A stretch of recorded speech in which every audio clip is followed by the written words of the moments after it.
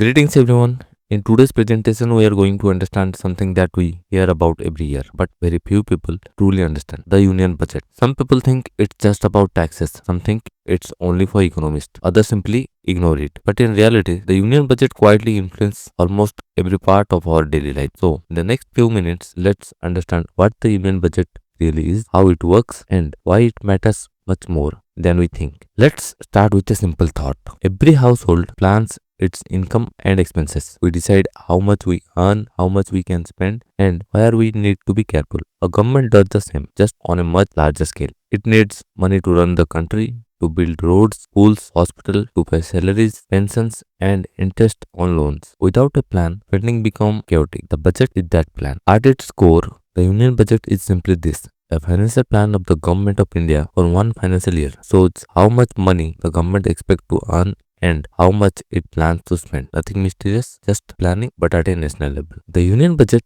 is prepared by the Ministry of Finance, but it's not created overnight. Different ministries send their demands, states provide inputs, economic conditions are studied, revenue possibilities are estimated. Months of preparation go into single document. By the time it reaches Parliament, it's already the result of many negotiations and trade-offs. The budget follows a clear cycle. First, it is prepared, then it is presented in Parliament. After discussion and approval, it is implemented. So, when you hear the budget speech, remember, it's not the beginning of the process, it's almost the middle. That's also a constitutional foundation behind the budget. Article 112 of the Indian Constitution requires the government to present an annual financial statement. This ensures transparency and accountability. In simple words, the government must tell Parliament how it plans to use public money. Now comes an important question. Where does the government get its money from? Mainly from three sources: taxes, non-tax income, and borrowings. Taxes include income tax, GST, and others. Non-tax income comes from dividends, fees, and interest. Borrowing fills the gap when income is not enough. This is similar to how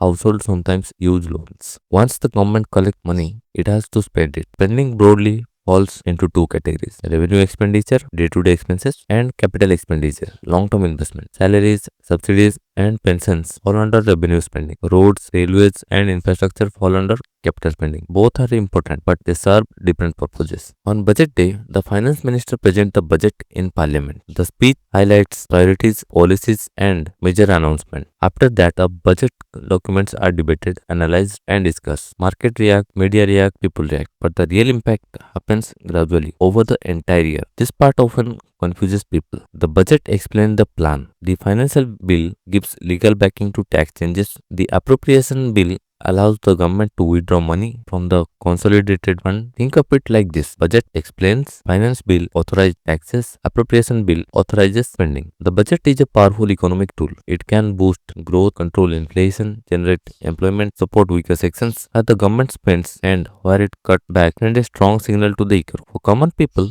the impact is often indirect. Tax rates affect take-home income, subsidies affect prices, spending on health and education affect services. You may not feel the budget immediately, but over time, its effect shows up in everyday life. The union budget is not just about numbers. It reflects government priorities, economic direction, social choices. It tells us where the country is headed and what the government considers important. So, if there one thing to remember, it's this: the union budget is a policy document, a financial plan, and a statement of intent. Understanding it helps us understand the economy better. Before we end, let me ask you a question. Do you think the union budget directly affects your daily life, or do you feel impact only indirectly? Share your thoughts in comments. This is the first video of our Union Budget 2026 series. If you want simple fact-based explanations, consider subscribing to Loki Facts. Thank you for watching, and let's continue learning fact by fact.